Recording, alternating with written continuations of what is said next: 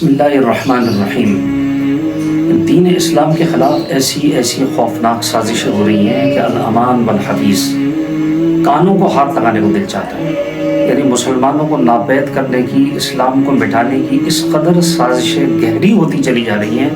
یہود و نصارہ کر رہے ہیں، لیکن اس میں استعمال ہمارے مسلمان بھائیوں کو کر رہے ہیں، اور ایسے مسلمان کہ جن کے اندر بالکل سمجھ نہیں ہے، دینی شعور نہیں ہے، اور وہ اس کے لیے باقاعدہ ان کے لیے آلہ کار کے طور سے استعمال کیے جا رہے ہیں۔ ابھی کرنٹلی ایسا ہوا ہے کہ محمد بن سلمان نے ایک درخواست دی، اور درخواست کس کو دی ہے؟ سعودیہ عربیہ کی مستقل فتویٰ کمیٹی کو۔ اور اس کے اندر جو اس نے درخواست کے اندر جو موقف اپنایا ہے اور جو اختیار کیا ہے، وہ سارا ایجنڈا اصل میں ہے یہود و نصارہ کا، لیکن اس کی سمجھ میں نہیں آ رہا محمد بن سلمان کے کہ وہ کس طرح یہود و نصارہ اس کو استعمال کر رہا ہے۔ تو اس میں بنیادی جو چیز پیش کی گئی ہے، اس میں دو باتیں بہت زیادہ اس کے اوپر زور دیا گیا ہے۔ پہلی بات یہ ہے کہ ہر مذہب والے الگ الگ عبادت کیوں کر رہے ہیں، ہندو الگ عبادت کیوں کر رہے ہیں، یہود و نصارہ الگ الگ عبادت کیوں کر رہے ہیں، مسلمان الگ عبادت کیوں کر رہے ہیں۔ تو تمام مذہب والے ایک ہی جگہ پر آ کر عبادت کریں، ایک ہی جگہ پر مسجد ہونا چاہیے، اسی جگہ پر مندر ہونا چاہیے، اسی جگہ پر گرجا ہونا چاہیے، یہودیوں کی عبادت گاہ بھی وہیں پر ہونی چاہیے۔ یہ موقف اپنایا جا رہا ہے، یہ سب کو یکجا کیا جا رہا ہے۔ اب عام طور سے دیکھا جائے تو عام آدمی اس سے کافی متاثر ہوگا، وہ کہے گا یار اس طریقے سے بھائی چارے کو فروغ ملے گا، اور نفرت مٹے گی، اور بغض و عداوت ختم ہوگی، اور دشمنیاں ختم ہوں گی، تو اس سے کافی فرق پڑے گا اور مسلمانوں کو اس سے فائدہ پہنچے گا۔ لیکن اس سے مسلمانوں کو کوئی فائدہ پہنچنے والا نہیں ہے، یہ بات ذہن میں رکھیے گا۔ کوئی کام یہود و نصارہ ایسا نہیں کریں گے جس سے مسلمانوں کو فیض پہنچے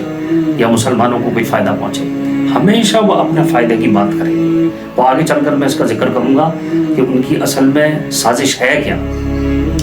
تو پہلی چیز، پہلا نقطہ ان لوگوں کا یہ ہے جو درخواست میں پیش کیے گئے، جو محمد بن سلمان نے پیش کی ہے، اس میں یہ موقف اپنایا گیا کہ تمام مذہب والے ایک جگہ پر جمع ہو کر عبادت کریں۔ اچھا، دوسرا موقف یہ اختیار کیا گیا ہے کہ جتنی بھی کتابیں ہیں، جو مشہور کتابیں ہیں، قرآن کریم سب سے مشہور ہے، اور الحمدللہ اس کے اندر ذرہ برابر تحریف نہیں ہے۔ تورات کے اندر بھی تحریف ہو چکی ہے، انجیل کے اندر بھی تحریف ہو چکی ہے، اور زبور تو تقریباً ناپید ہے۔ کسی کے پاس اگر دنیا کے اندر ہو تو ہو،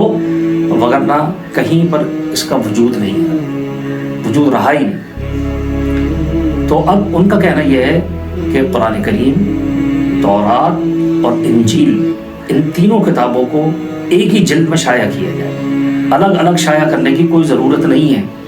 تینوں کتابوں کو یکجا کر دیا جائے۔ یہ بھی جو ہے نا، بعض لوگ اس کو بڑا اپریشیٹ کریں گے، وہ کہیں گے کہ ہاں بھائی یہ تو بہت اچھی بات ہے کہ اس طرح تینوں کتابوں کو جو ہے نا پڑھنے کا موقع مل جائے گا۔ حالانکہ جب قرآن کریم نازل ہو چکا تو اس کے بعد جو ہے کسی اور کتاب کی کوئی ضرورت ہی نہیں ہے۔ جس طرح سورج جب نکل آتا ہے تو سورج نکلنے کے بعد کسی اور بلب کی ضرورت پڑتی ہے۔ اب اوپن جگہ پر سورج جہاں نکلا ہوا ہے وہاں پر کوئی آدمی بلب جلاتا ہے، کینڈل جلاتا ہے، یا لالٹین جلاتا ہے، یا ٹارچ جلاتا ہے، اس کو پاگل ہی کہا جائے گا نا، کہ اتنی روشنی کے باوجود جبکہ کسی اور روشنی کی ضرورت ہی نہیں ہے، ذرہ برابر ضرورت نہیں ہے، وہاں پر اگر کوئی یہ کام کرے گا تو اس کو لوگ بے وقوف کہیں گے، پاگل کہیں گے۔ تو بہرحال اس نے یہ ایک جو ہے درخواست میں یہ موقف اپنایا ہے کہ تمام کتابوں کو یکجا کر دیا جائے۔ تو سعودیہ کی جو فتویٰ کمیٹی ہے، اس نے اس کا اچھے طریقے سے اس درخواست کا جائزہ لیا، اور جائزہ لینے کے بعد جو ہے انہوں نے اس کا یہ جواب دیا ہے۔ وہ جواب آپ سنیں، جواب ایسا زبردست انہوں نے جواب دیا ہے کہ دل گارڈن ہو گیا، اور انہوں نے گویا کہ فتویٰ دینے کا حق ادا کر دیا۔ فتویٰ ایسے ہوتا ہے، فتویٰ ایسے دیا جاتا ہے، اس کی ایک ایک چیز کو انہوں نے کھول کر بیان کیا ہے۔ سب سے پہلا نقطہ انہوں نے یہ بیان کیا ہے جو اس کا جواب ہے، اس درخواست کا جواب۔ سب سے پہلی چیز انہوں نے جو بیان کی وہ یہ ہے کہ دین اسلام حق مذہب ہے، اور یہ آخری مذہب ہے، دین اسلام تمام ادیان کو منسوخ کر چکا ہے، یہ ناسخ بن کر آیا ہے، باقی اور ادیان سارے کے سارے منسوخ ہو چکے ہیں، اور اللہ تعالیٰ کے نزدیک صرف دین اسلام ایکسیپٹیبل ہے، قابل قبول ہے، اس کے علاوہ کوئی مذہب قابل قبول نہیں ہے۔ اس کا ذکر اللہ تبارک و تعالیٰ نے قرآن کریم میں بھی فرما دیا، ان الدین عند اللہ الاسلام۔ پہلا تو انہوں نے اس کا یہ جواب دیا، یہ کئی نقطے ہیں اور ان نقطوں میں سے یہ پہلا جواب ہے۔ دوسرا جواب اور دوسرا نقطہ جو انہوں نے بیان کیا ہے، اس میں انہوں نے فرمایا ہے کہ قرآن کریم اللہ تعالیٰ کی آخری کتاب ہے، اور اب اس کے بعد کوئی کتاب نہیں آئے گی، یہ کتاب گویا کہ تمام کتابوں کے لیے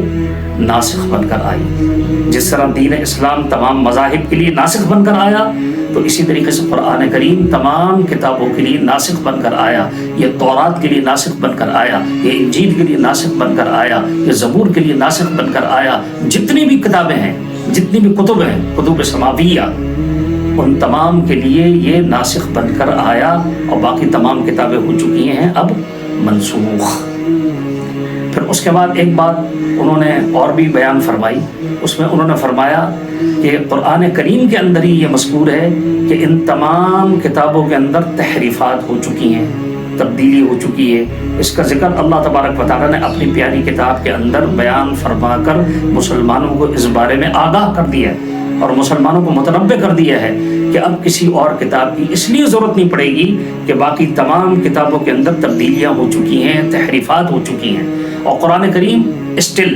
ابھی تک الحمدللہ اور تا قیامت انشاءاللہ اس کے اندر کوئی تبدیلی نہیں آئی، کوئی تبدیلی اس کے اندر نہیں آئی، نہ اس کے حرف میں، نہ مد میں، نہ شد میں،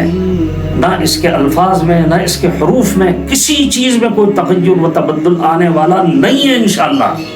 اور جو لوگ تغیر و تبدل اس کے اندر لانے کی اپنے طور سے امینڈمنٹ کرنے کی کوشش کریں گے، وہ ناقابل قبول ہوگی۔ مسلمانوں کے سامنے جب اس کو پیش کیا جائے گا تو ہر مسلمان اور ایک چھوٹے سے چھوٹا سا بچہ کہ جو کہ حافظ قرآن ہے، وہ اس کو بالکل رد کر دے گا اور کہہ دے گا کہ یہ قرآن کریم کا حصہ ہی نہیں۔ تو اس کا نتیجہ کیا نکلا پھر کہ جب تمام کتابیں منسوخ ہو چکی ہیں تو ان کتابوں کی اب کوئی ضرورت باقی نہیں رہی۔ پھر اس کے بعد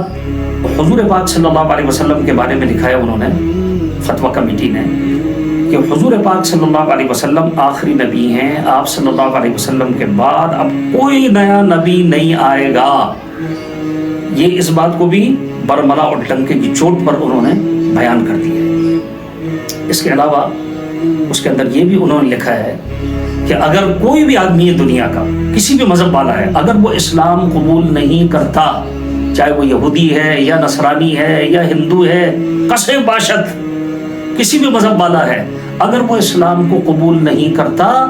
تو وہ اسلام کا دشمن ہے، وہ کافر ہے، اور اگر وہ بغیر توبہ کیے ہوئے اور بغیر مسلمان ہوئے اگر وہ اس دنیا سے چلا گیا اسی حالت کے اندر تو وہ نار جہنم کا مستحق ہوگا۔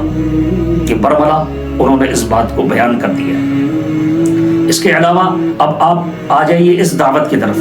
کہ جس کی طرف بلایا جا رہا ہے، جس کے اتحاد کی دعوت دی جا رہی ہے۔ اگر تمام مذہب والوں کو اس طریقے سے جو ہے یکجا کر دیا جائے، جمع کر دیا جائے، تو اس میں انہوں نے یہ بتایا ہے فتویٰ کمیٹی نے کہ یہ ایک اسلام کے خلاف مکارانہ سازش ہے کافروں کی طرف سے، اس کے بارے میں سازش کر رہے ہیں، اور اس کا مقصد، اس تحریک کا مقصد مسلمانوں کو مرتد بنانا ہے اور مسلمانوں کو ان کے دین سے دور کرنا ہے، ان کے مذہب سے ہٹانا ہے۔ اس بات کو برملا بیان کر دیا۔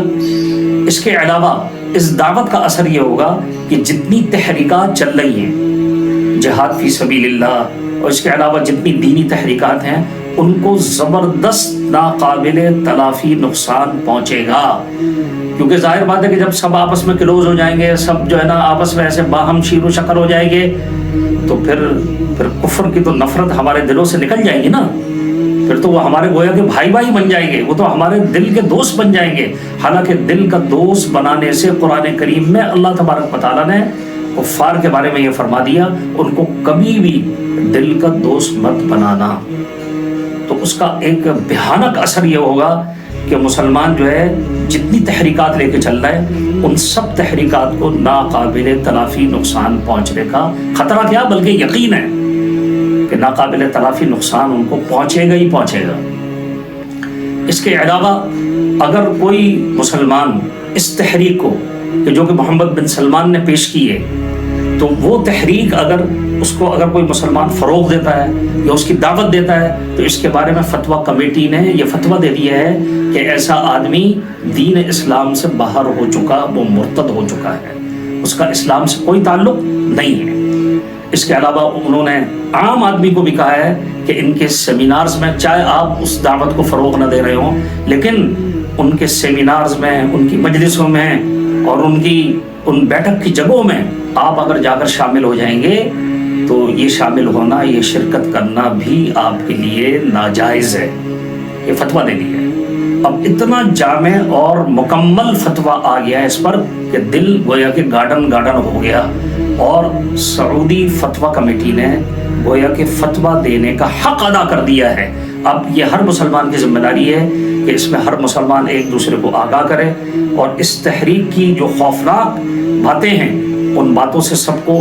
آگاہ کرے، سب کو بتائے کہ بھئی یہ تحریک، اس کا مقصد کیا ہے اور اس سے مسلمانوں کو کتنا ناقابل تلافی نقصان پہنچنے والا ہے، اپنے آپ کو بھی بچانا ہے اور ساری دنیا کے مسلمانوں کو بچانے کی کوشش کرنا ہے۔ آپ جس پلیٹ فارم پہ بھی کام کرنا ہے، جس جگہ پہ بھی آپ کام کر رہے ہیں، آپ ممبر پر ہیں، آپ آفس میں ہیں، آپ کسی بھی جگہ ہیں، تو مسلمانوں کو اس بارے میں اس سے خبردار کرتے رہیں، آگاہ کرتے رہیں۔ اور الحمدللہ جب بھی فتنے اٹھتے ہیں تو الحمدللہ مسلمان اس کے لیے کھڑے ہو جاتے ہیں، علماء اس کے لیے کھڑے ہو جاتے ہیں، مفتیان کرام اس کے لیے کھڑے ہو جاتے ہیں، اور الحمدللہ جس طرح اور فتنے اٹھے اور اللہ تعالیٰ نے ان کو اپنے فضل سے علماء کے ذریعے سے دبا دیا اور کچل دیا، انشاءاللہ یہ فتنہ بھی کچل دیا جائے گا اور ختم ہو جائے گا۔ سب کہہ دیجئے انشاءاللہ، اور دین اسلام کا انشاءاللہ بول بالا ہوگا۔ وآخر دعوانا الحمدللہ رب العالمین۔